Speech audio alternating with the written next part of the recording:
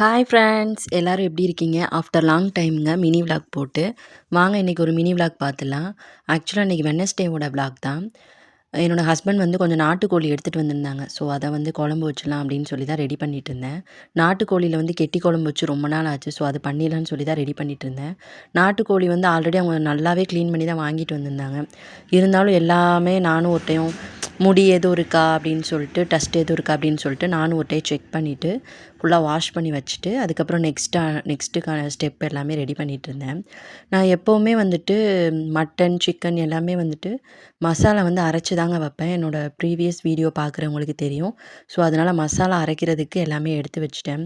மல்லி, மிளகா, மிளகு, சீரகம், சோம்பு எல்லாமே ட்ரையாக எடுத்து ஃப்ரை பண்ணி வச்சுட்டு அதுக்கப்புறம் நான் மசாலா ரெடி பண்ணுவேன். ஸோ அது மாதிரியே நான் எல்லாமே ரெடி பண்ணி வச்சுட்டு அதே மாதிரியே நான் ரெடி பண்ணிட்டேன். இன்றைக்கி வந்துட்டு நம்ம வந்துட்டு குழம்பு வந்துட்டு குக்கரில் தாங்க வைக்க போகிறேன். ஆக்சுவலாக அந்த கோழி வந்து கொஞ்சம் சின்ன கோழி தான். ஸோ சீக்கிரமே வெந்துடும். ஸோ ஒரு விசில் வச்சா போதும் அப்படின்றதுனால நான் குக்கரில் தான் வைக்க போகிறேன். நாட்டு சக்கரை நல்லெண்ணெய் தான் யூஸ் பண்ணியிருந்தேன்.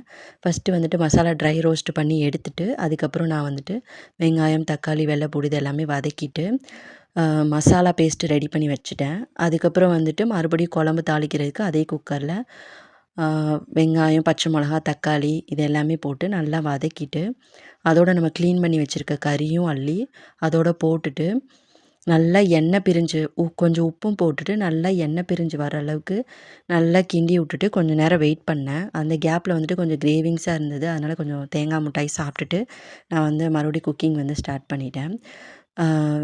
கறி வந்து நல்லா வெந்தது. அதுக்கப்புறம் வந்துட்டு நம்ம அரைச்சி வச்ச ஒரு மிக்ஸி பேஸ்ட்டையும் அதோட போட்டுட்டு உப்பு டேஸ்ட்டு மட்டும் பார்த்துட்டு நமக்கு தண்ணி வந்து கொஞ்சமாக ஆட் பண்ணிவிட்டு ஒரு விசில் வச்சுட்டு எடுத்துட்டேன். குழம்பு சூப்பராக ரெடியாக இருந்தது. கண்டிப்பாக நீங்களும் ட்ரை பண்ணி பாருங்கள். என்னோடய பொண்ணு உரப்பு சாப்பிட மாட்டா. ஸோ உரப்பு கம்மியாக தான் வச்சுருக்கேன். உங்களுக்கு பார்க்க அப்படி தெரியுது. எங்களோட லன்ச் வந்து இது தாங்க. நாட்டுக்கோழி கெட்டி குழம்பு, அதுக்கப்புறம் ஒயிட் ரைஸு, ரசம். இன்னொரு வீடியோவில் பார்க்கலாம். இந்த வீடியோ பிடிச்சிருந்தா லைக் பண்ணுங்கள், சப்ஸ்கிரைப் பண்ணுங்கள். பாய்.